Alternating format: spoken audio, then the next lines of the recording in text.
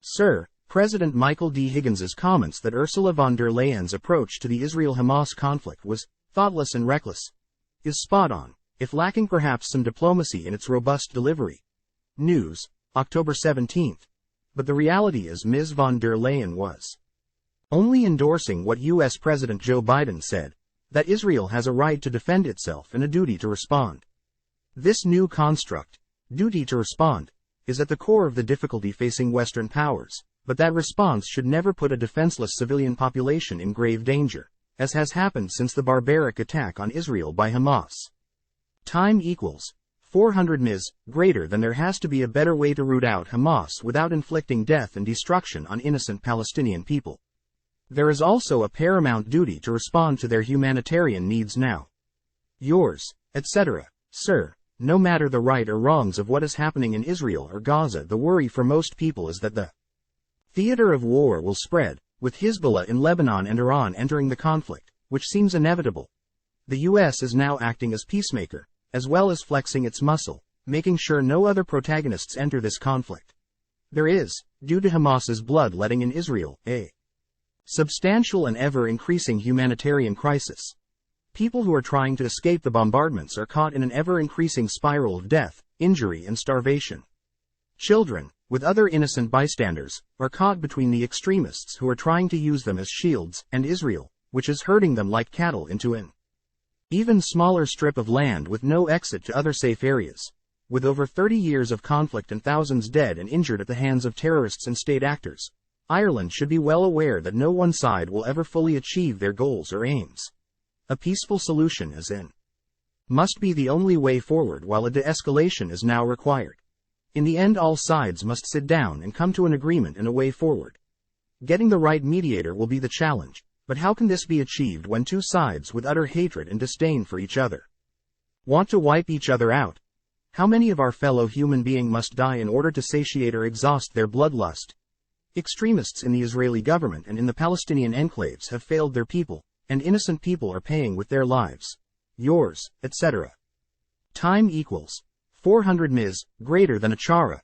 Kevin Kenny claims that, for any reasonable person, the slogan, "From the river to the sea, Palestine will be free," means the deaths of millions of innocent Israelis.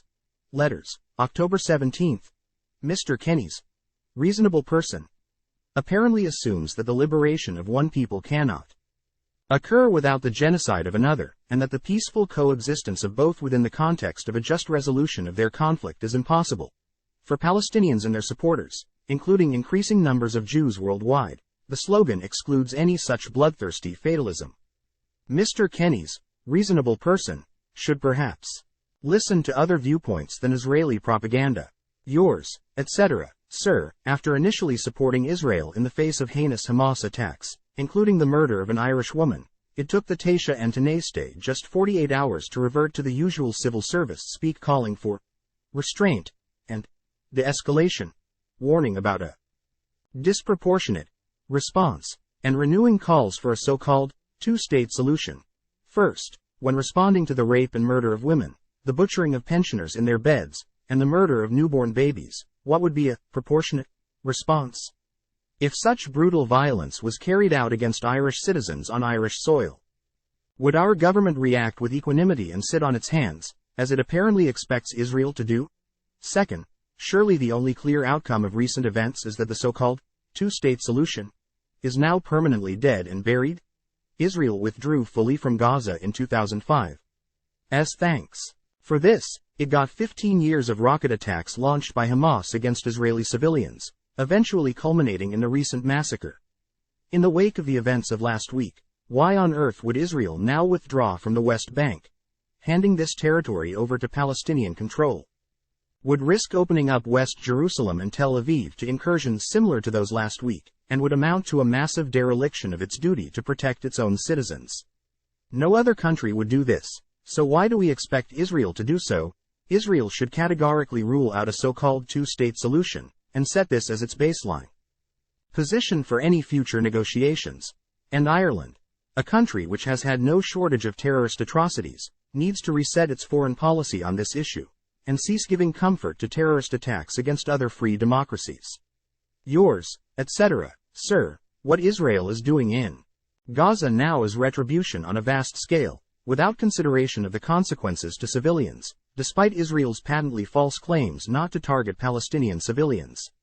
Instructing the population of northern Gaza to evacuate to the south, while continuing to shell both North and South Gaza is callous and cynical, yet Western leaders continue to ask for restraint and mitigation measures, such as the temporary and short-term opening of the Rafah crossing to Egypt, to allow trapped Westerners to get out and medical supplies to get in. As of now, there are tens of trucks full of vital supplies queued up at Rafah, while Palestinians in desperate need of food, water and medical aid wait on the other side. Given that Israel is ignoring the mild entreaties of Western leaders and this is likely to get much worse in the next weeks, what will the response by the Western governments? Sadly, based on past history, more mild words but no action. Yours, etc.